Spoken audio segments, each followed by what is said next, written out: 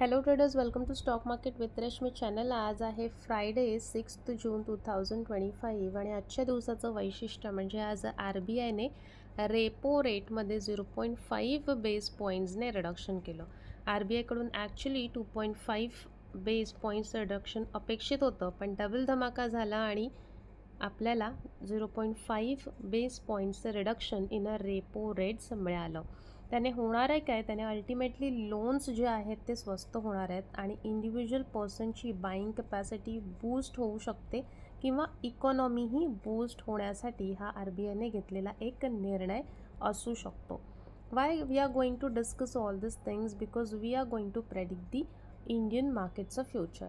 आजच्या RBIच्या निर्णयामुळे इंडियन स्टॉक मार्केटची जी इंडेक्स आहे निफ्टी ती 250 पॉईंट्सची अपसाईडची रॅली दाखवून गेली, तर बँक निफ्टीने ऑलमोस्ट 800 पॉईंट्सची अपसाईडची रॅली दिली. But what next?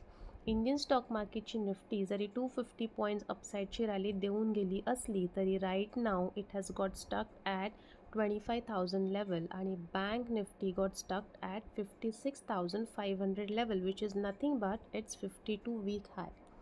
हे सगळं आपण डिस्कस करतो as I said because we want to know the future of Indian stock market so that we can have a profitable trade.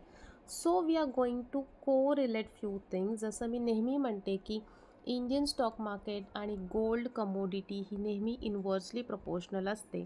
तर आजचा RBIचा जो निर्णय होता रेपो रेट रिडक्शनचा तो डेफिनेटली इंडियन स्टॉक मार्केटसाठी पॉझिटिव्हच होता. पण गेले काही दिवस जिथून ट्रेड वॉर सुरू झालं अमेरिका आणि चीनमध्ये, ते आता कुठेतरी थंडावत आहे. त्यामुळे that is also a good thing for us. Fair trade deal होते दोन देशांमध्ये, तेही इकॉनॉमी बूस्टच करेल असं मला वाटतंय. But let's see the correlation about gold and Indian stock market. गोल्डचा ग्राफ किंवा प्राइस ॲक्शन आपण थोडं बघूयात. लास्ट टाईम गोल्डने जे प्राइस ॲक्शन फॉर्म करून ब्रेकआउट दिला होता आणि त्यानंतर it went upside like anything. Same kind of price action आताही फॉर्म झालं आहे आणि देर आर ओनली 2 ऑप्शन. काही जण म्हणत आहेत की gold will go up to the 2 lakh level, तर काही म्हणत आहेत it can fall back up to 56,000 level. तर ह्यापैकी दोनपैकी कुठली गोष्ट होण्याचे चान्सेस जास्त आहेत हे आपलं प्रेडिक्शन राहील. कारण गोल्ड जर अपसाईड गेलं तर definitely Indian market will come down to reciprocate. नेहमी आपण काय करतो, नेहमी आपण higher time frame to lower time frame जातो फॉर अ प्रेडिक्शन. आज आपण काहीतरी वेगळं करणार आहोत. We are going to shift the time frame from 1 day to 1 week and observe.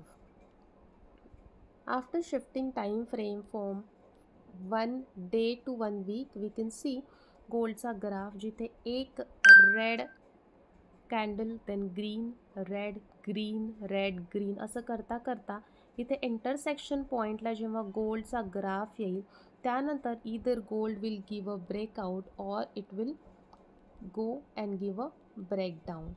That will decide the movement of Indian stock market also. Let's shift the time frame from day to week and week to month.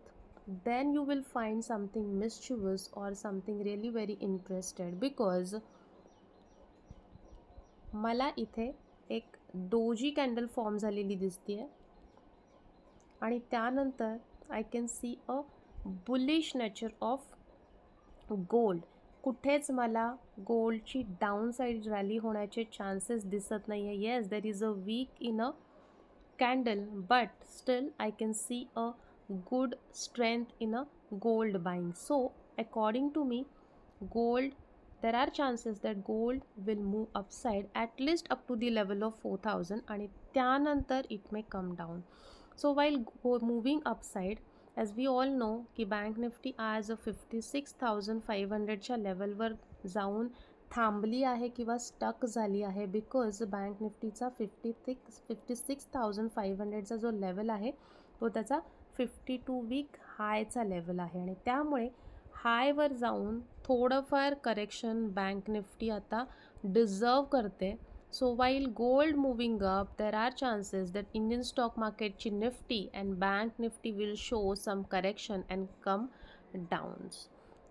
तो let me know in a comment box की gold आणि Indian stock मार्केटच्या Nifty bank निफ्टीबद्दल तुमचं काय मत आहे, तुमचं काय प्रेडिक्शन आहे आणि what are you are bullish or bearish in Indian stock market.